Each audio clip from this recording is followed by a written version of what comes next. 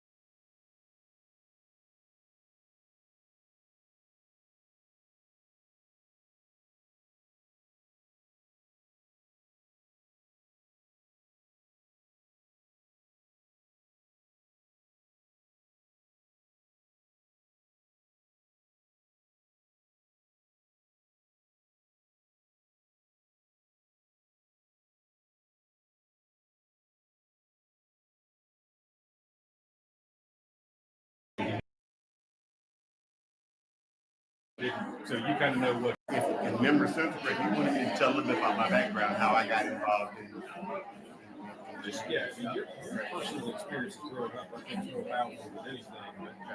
And then I'll get up and talk about why REEM. We can talk about the 5 subcommittees, what they're doing, how they're doing it. We're not going to let today. I think because when that goes to gathering in person, we still have some people walking in. I think they can just. That's fine. Absolutely. Yes, I do. Thank you so much for this.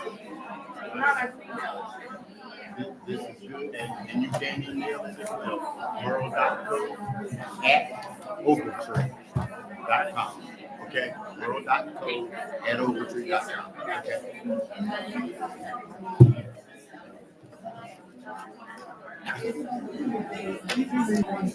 I'm sorry? Will you give me one page? Yes. Put that down over there. If you would just give me a testing 1, 2, 3. That's all I got. Okay. You tell me when.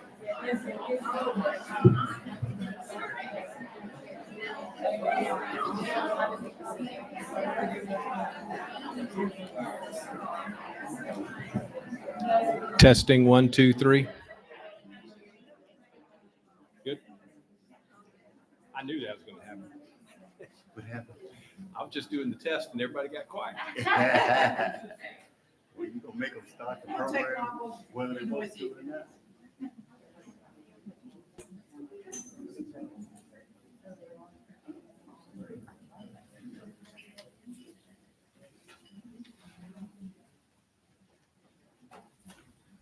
Good evening.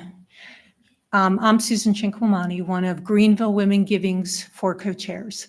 And I know that Greenville Women Giving always starts on time, but that's our reputation. But with everybody getting used to coming to in-person events, we're just cutting ourselves a little slack tonight and letting everybody get seated before we start the program. I wanted to welcome you here tonight, both our in-person guests and our live streaming guests, as we begin the year with our first education session. And this one is Spotlight on Human Services. Before we begin the program, we would like to thank our partners who support us throughout the year. They are Town, Brand in Motion, and Details Public Relations. And now I would like to introduce Beth Cruz, who will share with you the start of our program.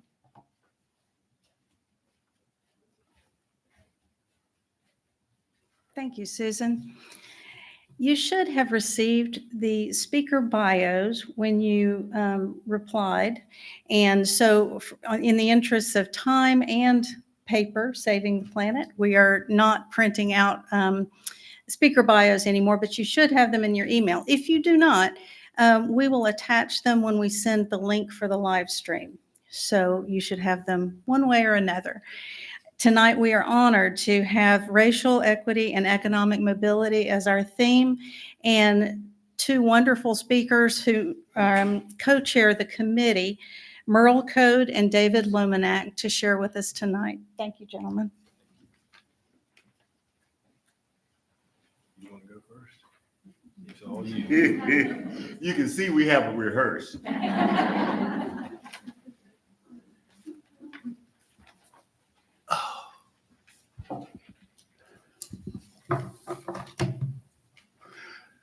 Good evening. Thank you for inviting David and me to address you this evening. As co-chair of the Racial Equity and Economic Mobility Commission for this county, and when asked to serve as such, I was honored. I did not know that as a retired guy, how much interruption to my life this would be. These folks with day jobs like to get started early in the morning, and we folks with no jobs don't enjoy getting up too early in the morning. David asked me to give you a little bit of what my life was like. I am 73% alone to being a a century. You may steal that from me. In my lifetime, me about. I'm born in 1948 in Seneca, South Carolina. So I assume the experiences of folks who look like me in Seneca are reflected here in Greenville. And I tell you that because in Seneca, in my youth, we were segregated. Everything. Schools, neighborhoods, downtown, we could shop and give our money, but that was about all we could do. The movie theater was segregated such that we were relegated to the balcony. Now, we could see the same movie that everybody else saw, but we had to be in the balcony to do it. When the Civil Rights Act was passed, the folks in Seneca, South Carolina, designed an economic segregation. What they did to us was you could see the same movie downstairs for 25 or 30 cents, and you could see that same movie upstairs for 15 cents. Now, being of color and really not having any money, you know where we chose to sit. All of us. That was the design. So when you hear words like systemic, don't get angry, because we're not calling anybody any names. We're just saying something was put in place that harmed us. Just keep that in mind. Don't let these buzzwords cause you to snap your head back. Just understand the meaning of what systemic means. You put it in place. I'm riding from Seneca, South Carolina to Pickens to a Methodist Youth Fellowship conference for youth. I'm about 11 or 12 years old. We're coming down 123. We hit Pickens and we pull up beside a red light. Two white guys in a pickup truck pull up beside us. I'm sitting behind my pastor in the backside. Two white guys in a pickup truck pull up beside us, and the one nearest to me pulls out a sawed-off shotgun, sticks out the window, and puts it in my face. I'm 11 years old. And he says to me, calls me the N-word, and says, if I ever see you waving at a white woman again, I'll blow your brains out. I'm 11 years old. I was playing with the wind. You put your hand out, the wind will blow it back. You turn it sideways, you can bring it back. I was playing with the wind. A man pulls a gun in my face because in his mind, I waved at a white woman. And allegedly, we were able to go and eat in public accommodations, at least over in Seneca, South Carolina. What they did to us was the doors would open, but you were not invited in. What they did was post the Confederate flag outside the door and let it hang. And nobody told you couldn't go in there, but you know you shouldn't. And you couldn't, and you bet not. What was worse, those same restaurants had black folks in the kitchen cooking, but we couldn't go in to eat. I had to go to the back door of that restaurant and knock while they were in there cooking. And my cousin might come to the door and say, close the door, go back inside, fix it for me, bring it to the back door. I pay her for it, no matter what the weather was. Systemic. I grew up 7 miles from Clemson University. We couldn't attend Clemson University, and Harvey Gantt went to my church when he came to Clemson to be the first. He came to St. James United Methodist Church in Seneca, South Carolina. It's my church. This great football team you all see on Saturdays, and we saw them too, except we had to sit on the bank. We were not allowed to sit in a seat to watch a football game. There were no black players at the time. And when I tell you we had to sit on the bank, I don't mean when it was warm and sunny. If you wanted to see the game, you sat in that bank in whatever weather it was. Why do I tell you all of that? I tell you all of that because change needed to come, and it came. That's the 1960s. And as a result of George Floyd kneeling or getting his neck kneeled on by Derek Chauvin for 9 minutes and 29 seconds, I'm not sure the conscience of America would have been awakened. But for some reason, it was. It touched people to watch the cruelty of human to human. It didn't matter the color of that young man's skin as you watched another man put his knee in and squeeze the life out of him. Hopefully humanity jumped in. Now, having someone like me is not good for an unstructured program.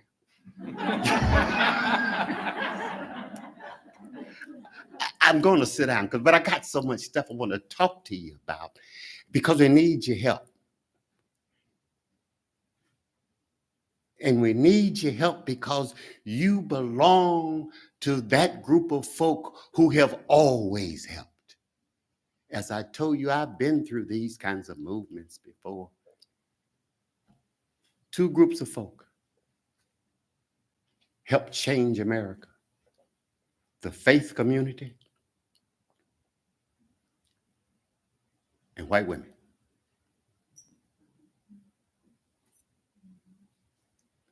If I have time, I'm going to read you just a little bit from the letter from the Birmingham jail that probably some of you aren't even aware of. But I will read it to you. It ain't long. It'll say, was he writing it today or did he write that in 1960? When you hear it, I think you'll understand. I'm sorry, Dave. Tell them about the REEM stuff. We've been doing this the last 15 months, and I have tried to make sure that I never follow Merl for the obvious reasons.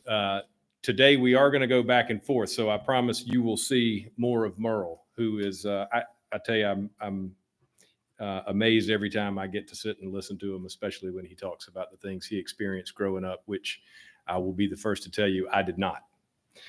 So I'm David Lominack. I'm the South Carolina Market President for TD Bank, and I am going to tell you about REEM in just a second. But I do want to tell you, I know what you all do in this community and how long you've been doing it and the money that you raise and the money that you put back into this community. And I just want to say thank you as a fellow citizen for what you do. I sincerely appreciate it.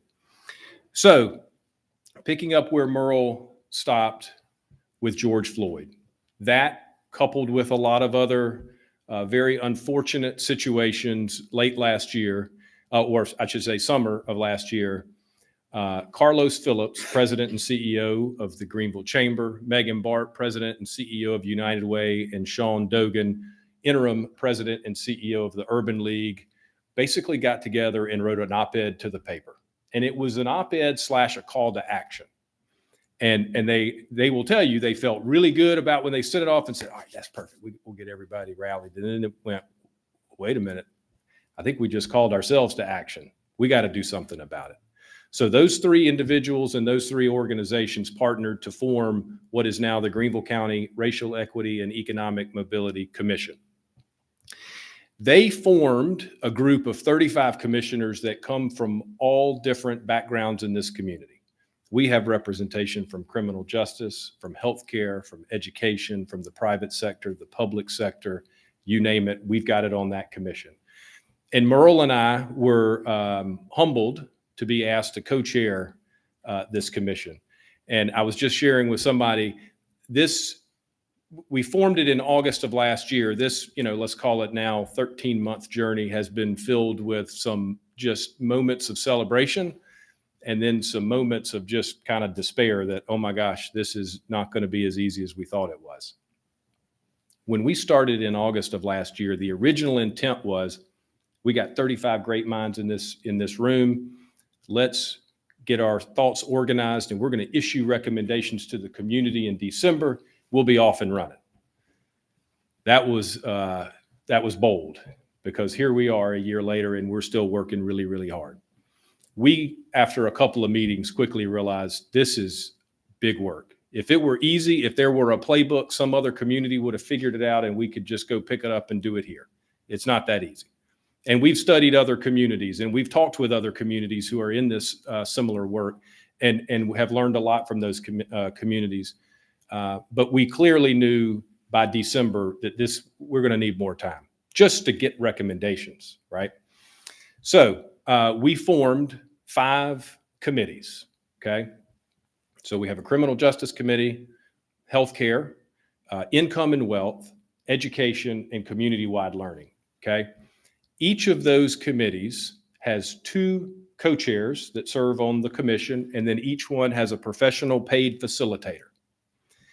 We asked each of those committees, starting in January of this year, to start meeting on your own between larger commission meetings and begin to identify what are the challenges in this community, where can we put our resources, what are the recommendations and strategies we should put forth, which we'll come back to that in a second. What I do think is important is to let you know that when we started this commission, people come to this work from different backgrounds, different experiences, different opinions, some strongly held one way or another. And we really tried to level set in data. Okay? Merl, if it's okay, I'm going to share a couple of statistical points. So in 2019, well before this commission was even dreamed of, the United Way commissioned a report, so the Racial Equity Index. So looked at Greenville County from a racial perspective. Let me just give you a couple of statistics. Greenville County is worse than almost every county in the nation for helping poor and minority children out of poverty and up the economic ladder. Black household income is 50% of white household income. This is worse than the state and U.S. averages. 22.5% of Black children live in areas of concentrated poverty compared to 4.8% of white children. The infant mortality rate is twice as high for Black babies compared to white babies. 69% of white students meet or exceed the 3rd grade reading standard compared to 31% of Black students. I brought this, and you can find this on our website, which is reemgvl.org, reemgvl.org. You can read through this. We've had people tear this up and down and sideways to say, nah, that's not right. That's not right. And every one of them have come back and, yep. I mean, this is true. This is what our community is. And unfortunately, if you drive down Main Street in Greenville, which I work on and love, and this community has done an unbelievable job rebuilding and creating Greenville what it is today. But that doesn't tell the whole story of what's happening in Greenville, and we have to be willing to accept that. So I'm going to turn it over to Merl for a second to talk a little bit more about what the committees have been doing, and then what they're going to do between now and the end of the year, and then we'll kind of talk about next steps.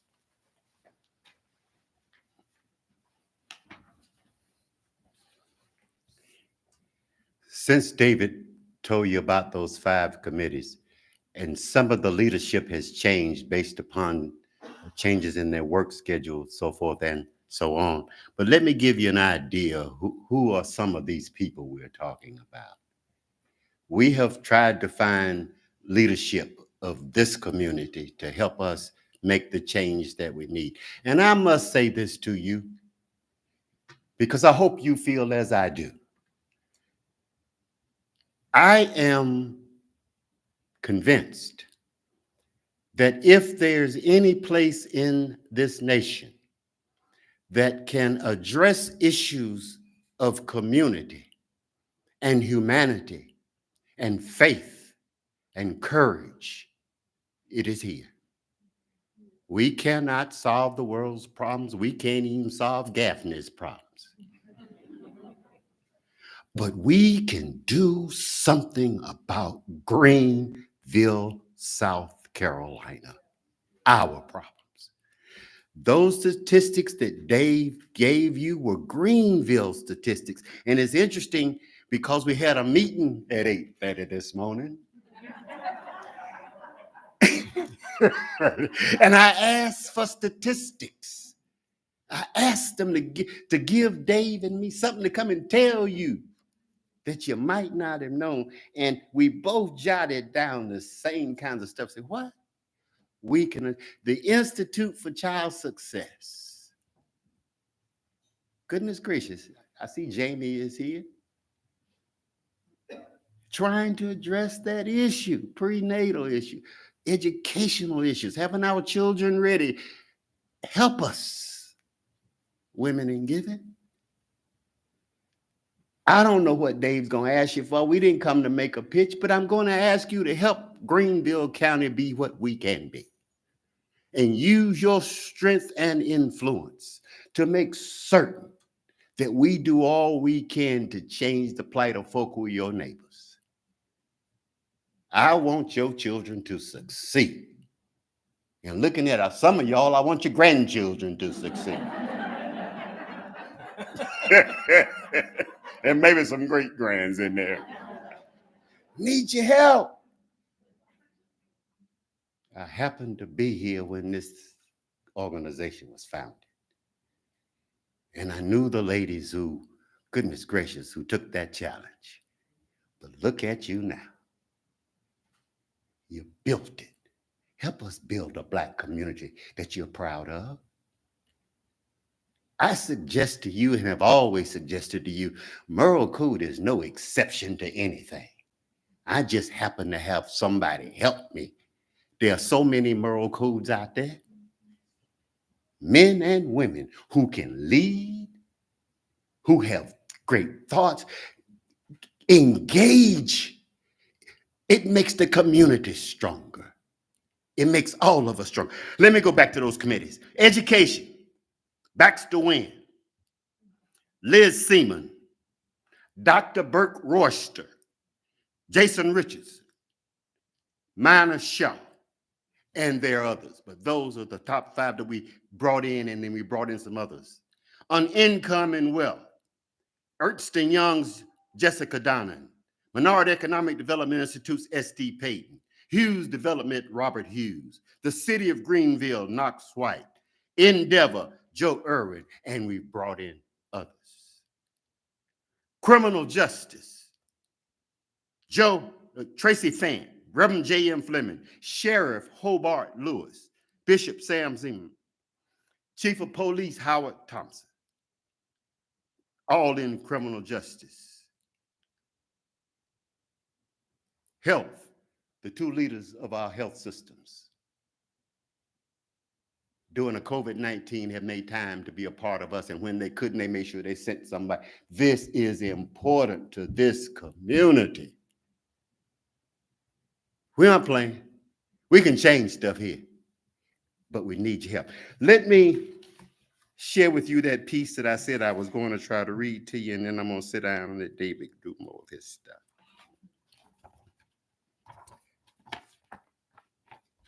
This is Martin Luther King's letter from the Birmingham jail. This is the 1960s, and I don't even know when in the 1960s. But listen to what it said.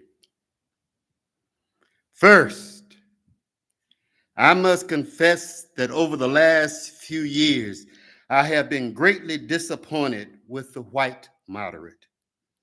I have almost reached the regrettable conclusion that the Negro's great stumbling block in the stride toward freedom is not the white citizens' counselor or the Ku Klux Klanners, but the white moderate who is more devoted to order than to justice, who prefers a negative peace, which is the absence of tension, to a positive peace, which is the presence of justice, who constantly say, I agree with you in the goal you seek, but I can't agree with you with your methods of direct action, who paternalistically feels that he can set the timetable for another man's freedom, who lives by the myth of time, who constantly advises the Negro to wait until a more convenient season.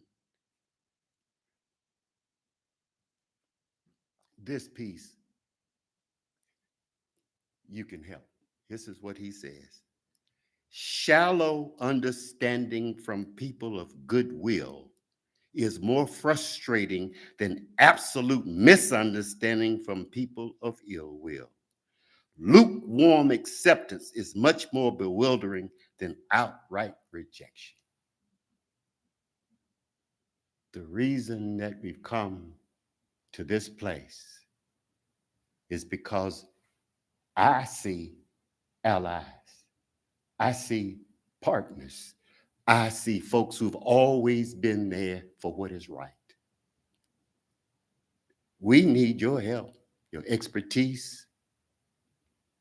Yeah, I guess we need your money, don't we? We'll take it. Oh, we'll take your money. But we need your engagement. We need your involvement. I'm going to tell a story and I'm going to sit down. I got a phone call last week from a physician I did not know. In that phone call, he told me he wanted me to give him a call on a neighborhood matter. And he was a friend of David Lominack's. I'm retired. So when I saw David the next time, I said, Dave, I got this phone call, and I told him who it was from. He said, Merl, I understand what it's about. He said, I would suggest you not call him. Just let it go. I knew then what it was about. And I said, David, I return my calls. I'm going to call him.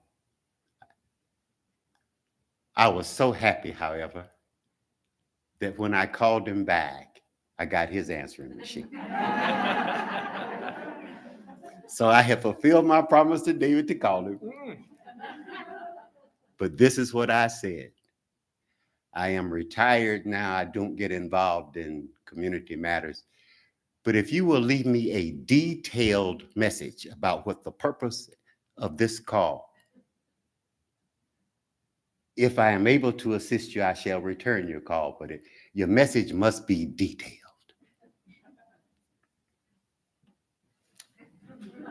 He calls me back. Now, folks, I know sometimes you just say, no, that can't be so. I do not know this man. Never heard of him before. But he calls me back and says the following. There's a house in our neighborhood that's been run down for a few years. We know who owns the house. Their mother died. And we have a nice neighborhood. And I said to myself, and what does that have to do with me? And then he says, he's a black guy. And tells me his name. And then tells me he's called other members of the black guy's family. And he wants, because he says, I don't want people to not want anybody black to live in their neighborhood because of the way he keeps his house. And then he says, there are other black folks in the neighborhood who keep up their yards and keep their houses nice. Well, then why are you calling me about the one who isn't? The thought process in his mind is that evidently if you look like me, he generalized all of us on the basis of this one guy's house when he said there are other black folk in the neighborhood who keep their house up. But he wanted me, I guess, as co-chair of REEM, to call this man to fix his house. I just want you to think about that mentality for a minute. It's not exactly that not in my backyard. but it's very close. He stereotyped all of us based upon one neighbor who will not take care of his property. Thank you for telling me not to call him back. I do want to clarify, he's an acquaintance. He's not a friend. And the other part of that story, which Merl and I talked about, is before Merl called him back the first time, he reached out to me to see if I could leverage my relationship with Merl to get Merl to call him back to talk about this. And I said, absolutely not. There are plenty of white people in my neighborhood that don't keep up their yards or their houses. This is not a Merl problem. Sorry. Merl, when we talked about it, was a bigger man than I was, because I said, don't call him back, and, said some other things. And Merl said, nope, no, I'm going to call him back. So he's a better man than I would have been in that situation. Going back to REEM in the committees real quick, let me tell you what we're working on between now and December, and then December and beyond. And then really what we want is some good dialogue and good questions, tough questions from all of you. Between now and December the 31st, all of the committees are working very hard to take their draft recommendations of what we should do in this community to improve the lives of our Black citizens. We are unapologetically focused on the Black community and refine those strategies. Now, what we all have to remember is we could put 1,000 good strategies on a piece of paper. We can't do all 1,000 at the same time. So we've asked the committees to really try to refine the recommendations down to things that we can accomplish in this community. Some of them are going to be short-term, some of them are going to be long-term, and that's okay. But let's focus on the ones that have the greatest impact in this community the quickest. So they are working on that, and in this process, they will begin to reach out more into the community, holding focus groups. Some committees have already been doing that. So stay tuned for opportunities to get engaged in that process. One of the things that we've said since we started this August of last year is that we simply cannot let this be a fancy report sitting in a binder that ultimately goes on a shelf somewhere. Too many people, well beyond the 35 commissioners, have spent a lot of time and a lot of energy in this work. And we owe it to our community to make sure that doesn't happen. So we are focused on sustainability. What is sustainability? We're not quite sure yet. We are holding deep discussions with other organizations that may be potential homes for REEM. We have discussed, and I don't mind sharing with you, we have discussed, should REEM be its own organization? And we've ultimately decided that's not in the best interest of the work at this point. Maybe one day down the road that would be the case.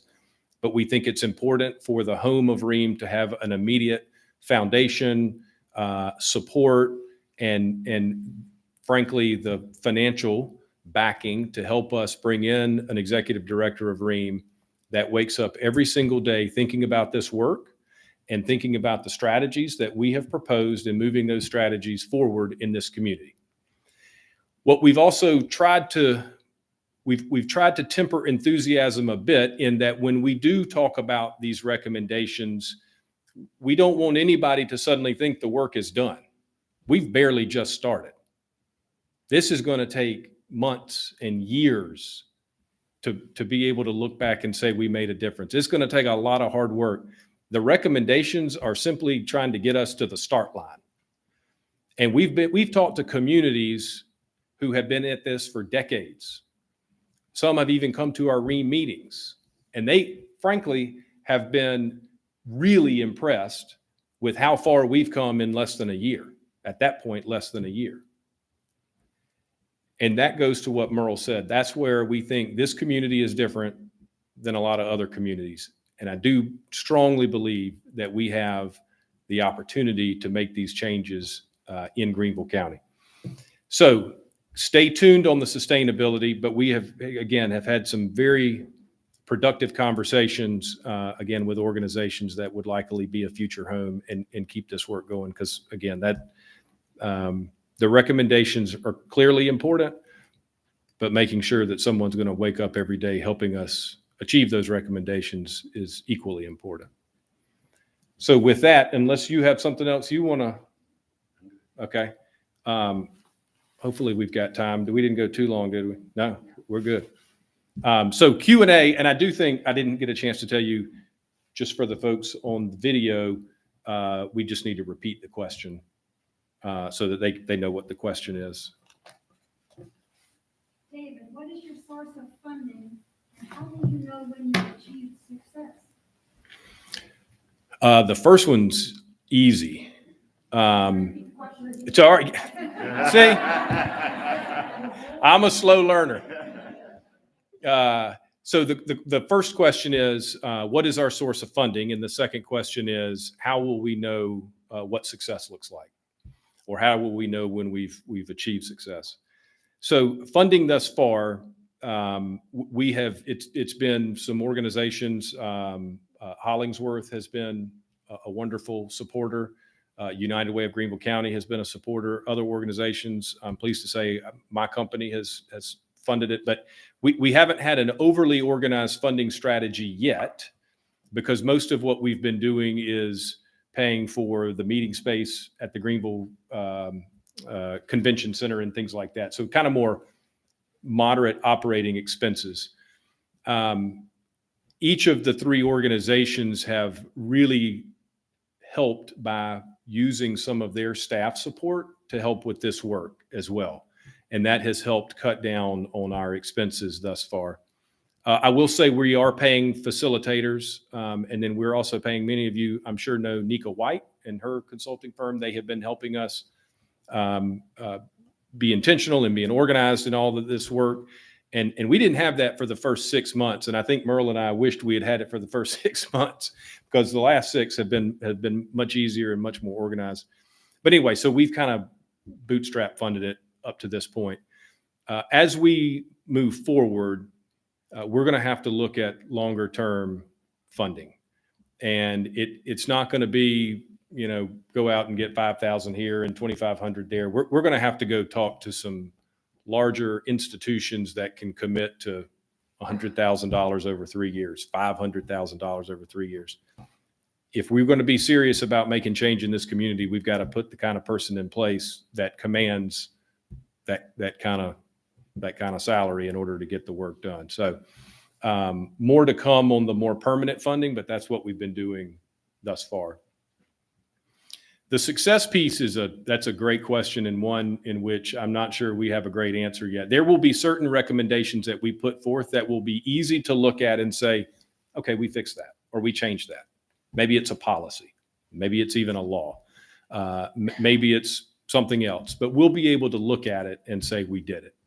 There are going to be a lot of other strategies that are a little mushier, as I'll call it. It's going to be harder to look back in 6 months or 12 months and say, we did it. We solved that one. So we've got to figure out what those metrics look like. And that's, again, where we're going to depend on the sustainability of REEM. And we're going to have to be able to demonstrate that we're achieving this in order to get the kind of funding that we're talking about. So we're not there yet, but we'll continue to work on what those benchmarks are going to be. For me personally, I think they're going to be small things that come up over 3 years and 5 years. Whether I'm sitting in a meeting that today is 90% white and is, may call it a bank meeting. I'll be the first to admit that we need more diversity in our company. What can I do within my company to help improve diversity? So when I'm sitting in a bank meeting, instead of it being 90 or 95% white, there's more diversity. So I think there are going to be things like that may not necessarily be on a piece of paper that we measure, but that you see it every day and you feel it every day. Once those recommendations are made, who will be charged, or what organizations will be charged with carrying them out? All right. So the question is, once the recommendations are made, what organizations will be tasked with moving them forward? That's kind of the part that we got to get, and that's the sustainability piece of it, right? So we've got to get somebody in place who takes these recommendations, because a lot of this work is already happening. But in some cases, maybe this organization is focused over here, and this organization in a similar line is focused over here. How can we help convene those two organizations to focus on this one particular recommendation? And that's why I think that REEM doesn't need to be a standalone organization. it needs to be a convener and a partner under the umbrella of another organization. Some of those conversations have already started. And each of these committees have been inviting subject matter experts into those conversations to say, what are you working on in healthcare? What are you already working on in criminal justice? What are you working on in education? And so we're already tapping into some of those subject matter experts, but that's going to be the key. How do we pull the organizations together that can move these initiatives forward? I don't know why I'm answering all the questions. That's all right. Sorry. Let me also make you aware, if you've been listening to the news over the last 3 or 4 days, the city of Greenville has gone to almost a neighborhood policing as an experiment to go back to what they used to do, having folks out walking in neighborhoods, getting to know the children and the people they have been working on that through this committee for over 9 months.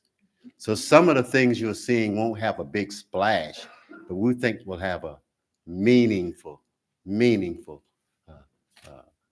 opportunity in our community to change some things. You need to know the people who will talk to you and tell you what's going on that you would not know.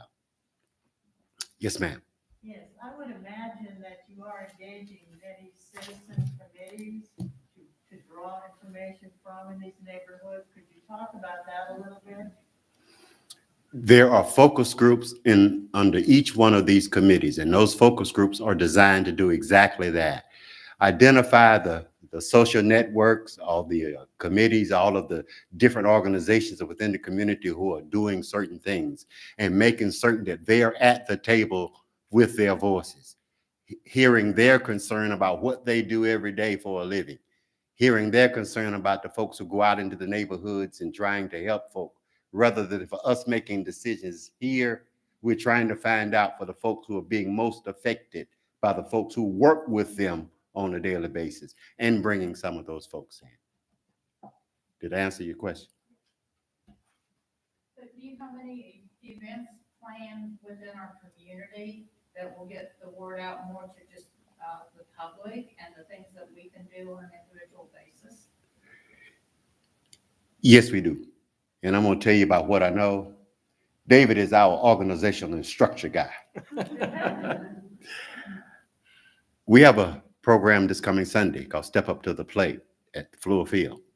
And I'll let Dave tell you a little bit about it. But all of this is on the REEM website. And if you haven't visited it, please do so. And the reason I say that is because if you heard me earlier when I read that last paragraph, it said folks who have a shallow understanding of what this issue is all about. It's hard for you to grasp it if you don't understand the language and how it got to where it is. This REEM website provides you with information. It tells you in what you can read if you wish to, how we got to where we are. Okay? Please read some of that stuff and share it with your friends. Share it with your friends and talk about it. Hopefully we can make a change. Go ahead and tell them about some of this stuff. Yeah. So you asking that question is another reminder that we as a commission have got to do even more in terms of outreach and making sure that we're trying to get this message out to as many people as we can. But we do have an event called Step Up to the Plate on Sunday, Fluor Field from 2 to 6, from about 2:30 to 3:30-ish. Merl, myself, and the 3 leaders that I mentioned earlier that formed REEM, we're going to have a panel discussion, kind of talking about the history of REEM. And then from, I guess it's 4 to 5, we're going to have a keynote speaker. There are going to be some vendors and a lot of networking, and it's family friendly. That's probably it's the first kind of public event that we've had like that, but it's certainly one of many that we will be having as we move forward. Merl is right. I mean, please go to the website, and we've got some videos on there. We've got other information. We've got the racial equity index that I mentioned. The other thing I jotted down about kind of success, one of the things that I will take away from, I guess when we get to December from the previous 15 or so months, is the conversation that is occurring because of the formation of REEM. We're here talking about this topic today. Merle and I have a number of videos from white and black preachers in this community who are talking about REEM, and specifically REEM from the pulpit, some of whom I can probably assure you weren't talking about REEM 2 years ago. It has created a space, I think, for people to have a conversation that some feel uncomfortable having. And I can promise you, we've had some uncomfortable conversations in the REEM Commission meetings. I'll just tell you just real quickly, when we first started, somebody said, well, let's make sure we record these meetings so we can share it with the public. I said, oh, no. And we're still not there yet because it's 35 people and we can't meet every week. But we've got to have a space as a commission that we can ask questions and not fear that we're going to be judged because we use a wrong term or ask it the wrong way, or our intent and our delivery we're not connected. That has been a strong theme that we got to make sure that we can have a place to have these conversations. And one of the other things Merle talked about, some of the buzzwords that you hear in the media from using it one way or another. One of the things that we did, we had 2 sessions with all the commissioners where we've created a glossary of a lot of terms. Some of them are, like diversity, and then some of them are critical race theory. What does that mean? Let's talk about it. It's not a political discussion. Here's the definition of what that is, and it's a safe place for people to call in and have that conversation and ask, well, I'm hearing this, or I'm hearing that, or I think this. Where is it? So that's been an important step in our journey, is making sure that we kind of level set with some of the terms that we use as a commission. And again, we're still learning. But I found that particular session, we were doing some lunch and learns. I found that particular session very impactful. And I don't think this is a secret. Hopefully it's not. If it is, don't tell anybody I told you. But listen, critical race theory is a topic that is it's a conversation that gets reaction strongly from both sides of however you enter that conversation. And we heard that clear from the commissioners during the glossary discussion. And so Thursday, tomorrow or Thursday, tomorrow. At lunch, we're doing a lunch and learn specifically on critical race theory, and we're asking some educational experts to come and talk about what that is, again, to help arm us with historical facts and knowledge and help us kind of arrive at what some of these words mean, and maybe try to take some of the heat out of some of them so that we can have calmer conversations in our community to get to the right place. Sure. Thinking about the Step Up to the Plate event, are you going to get the word out to the Black communities and neighborhoods, and how will that happen? Let me answer that one. Yeah. Okay. So the question was, how are we getting the word out, kind of period, and then how are we specifically getting the word out in the Black community? Again, for the most part, other than Nika White's team, it's kind of been a volunteer effort. A lot of us are sending blast emails out to people that we know, but absolutely through the Urban League's connections, they're sending out mass emails. Chamber, mass emails. United Way, mass emails. The faith community, we've been trying to ask them to send out mass emails to their congregation, both white and Black, frankly. So that's how we've been trying to do it. But again, as we get more momentum, I think it will be easier for us to get the attention that I think that we want. We probably got 250 to 300 people registered for Sunday. I would love for that to be 2,000. And you can register online. Yes. So, first of all, I've never been under the illusion that Greenville was leading the way in any kind of racial or upward economic progress, but I am shocked to hear the statistics that y'all have given us tonight. And just as somebody who is in marketing, and I can tell several people tonight have touched on this, I hear that Joe Irwin is on one of your committees.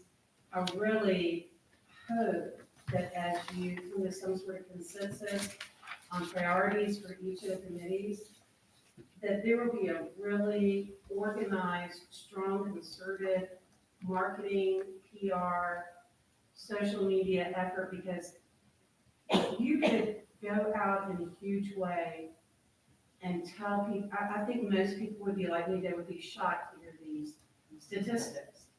And I just think, you get one good chance at really getting out there in a strong, bold way. And I really think that marketing, as these other committees coalesce, that would be something to shoot for. Okay, I don't know that I can repeat that entire thing, but let me sum it up, because you are 100% right. And the recommendation was, you got to make sure you communicate this the right way the first time and with as much gusto as you possibly can, and put in the data. And that's why I said it was important for this commission to ground itself in the data. And we absolutely will do that when we put these recommendations forth in the community. As a quick side note, so every Tuesday morning, Merl, myself, and a group of about 15 other people meet for about an hour to an hour and a half to move this work forward every Tuesday. And every Tuesday, Merl complains about it being at 8:30. And we made it at 8:30 to accommodate Merl. And this morning, we had a lengthy discussion about something that was about to go to the broader community.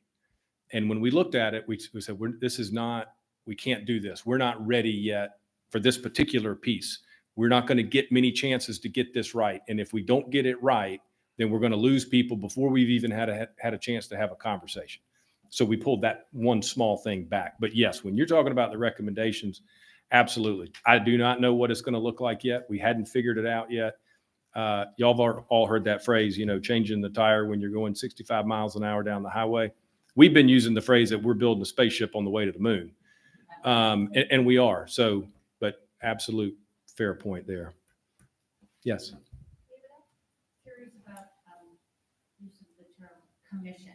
So commission, you think of a commission, you investigate, you collect data, you develop recommendations. So I can see that part of it, but part of me thinks it feels antithetical a little bit to the work that you're doing. It feels top down to me. So I was just curious about the thought around that. And maybe it was just, it's not important, it's unimportant, but sometimes words matter. Yeah. So the question is kind of how did we get to the term commission? Because that has some different meanings. Do you want to Answer your questions, I don't know. And neither do I. Yeah, how we got to. But I will tell you the gravamen of your question was, where are we getting our information from? Well, that's why we have on this commission the freedom fighters upstate, who you see in the newspaper every 4 or 5 days somewhere fighting something about injustice. Miss Tracy Fant is on this commission. I don't know how to name commission yet, but she's on. Reverend J.M. Fleming of the NAACP is on this commission. Bishop Sam Zimmerman, NAACP, is on this commission. Reverend Sean Dogan, who is the head, and the new head is joined us. She met us this morning for the first time. She has joined our commission. So I'm saying to you that, and those task force that I talked about earlier, are meeting with organizations who are on the ground. So we aren't trying to give them a top-down approach. We know that doesn't work. But sometimes the bottom-up approach doesn't work either, because they don't understand what's in the middle. And so this has been exhilarating and frustrating, because David's a young man and I'm a older man than David. And I want my legacy to be something I left this community, and this is it for me. I've done some other stuff, but this one, if we can accomplish this, change the lives of some folk who are your neighbors, your friends, your co-workers, if we can change the lives of their children and their children. We didn't even get into the economic statistics in terms of how much money the white community makes as opposed to the black. We didn't get into that, but they're there.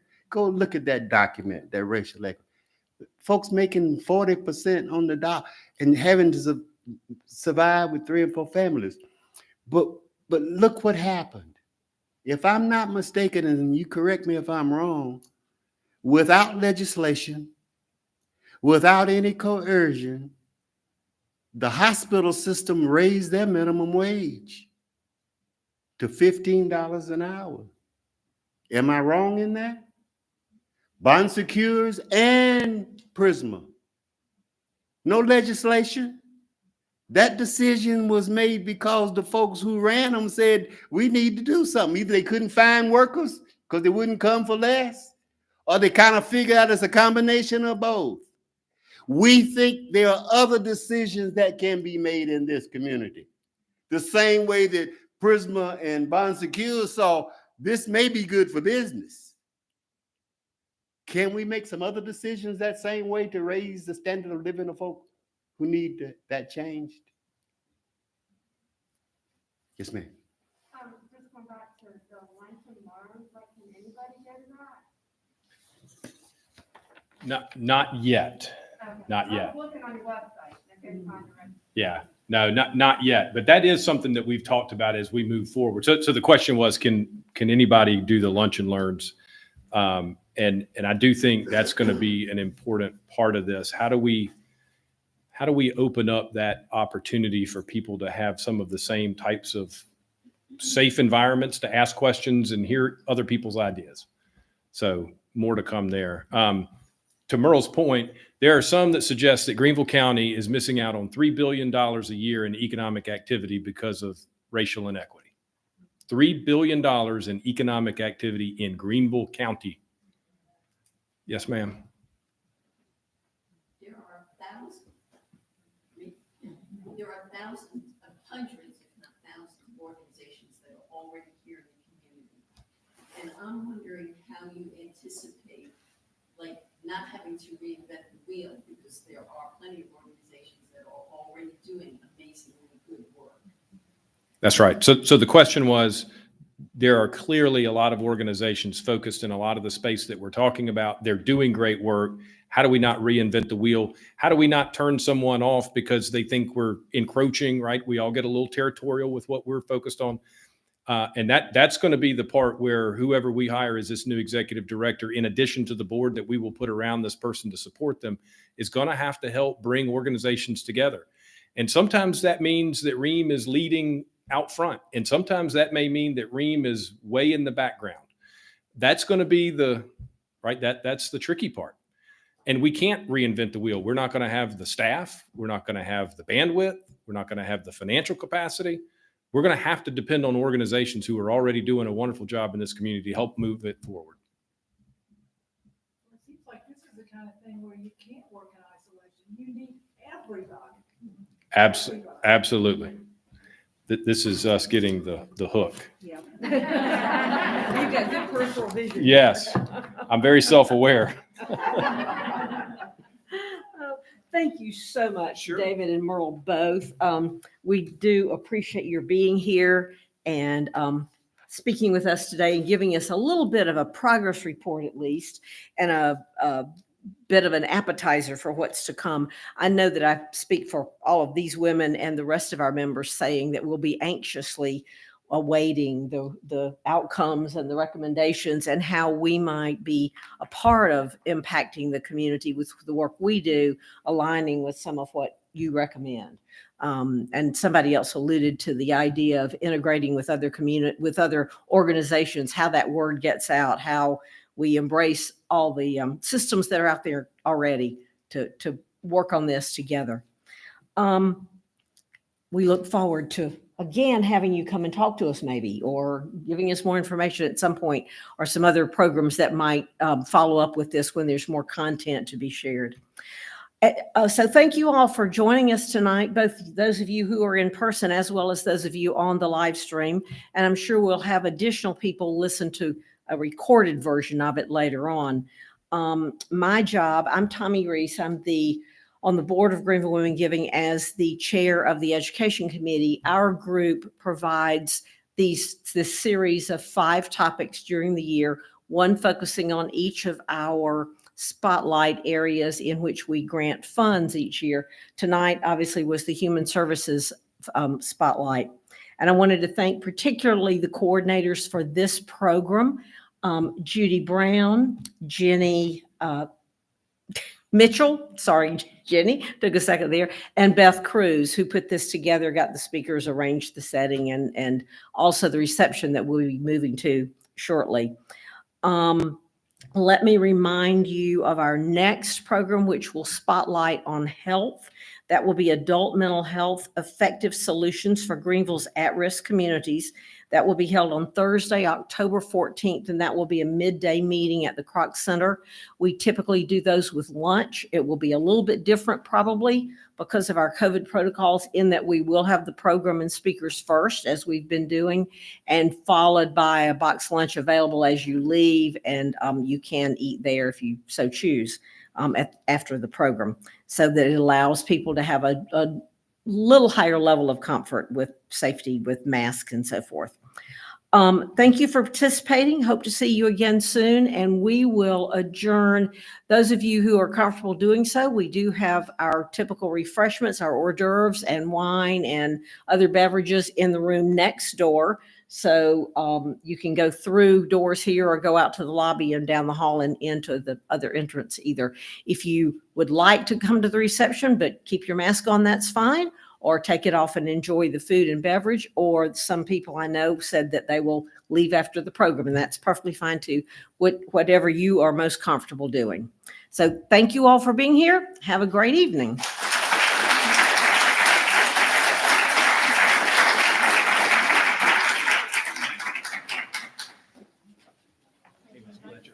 Oh, I know you. Oh, okay. How are you? Thank you. She's doing good.